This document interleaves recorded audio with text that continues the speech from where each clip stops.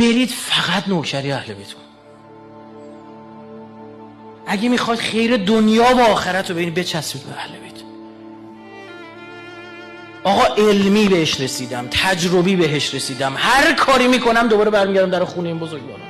آبرو میخواید برید در خونهشون، دنیا میخواد برید در خونهشون، زندگی خوب میخواد برید در خونهشون، آخرت میخواد برید در خونهشون. نیست جای دیگه پیدا نمیشه. وقت خودتو تلف نکن. هر کی هم با این خاندان در بیفته برمیفته. دوماد صدام حسین کامل وایساد جلوی این‌الحرمین، جلو قبر حسین، خمپارا توپا رو میزد به حرم.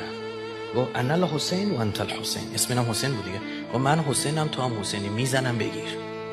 چند وقت نگذشت صدام به این بدبین شد، به دوماد خودش که مذاکرات هسته‌ایشو انجام میداد.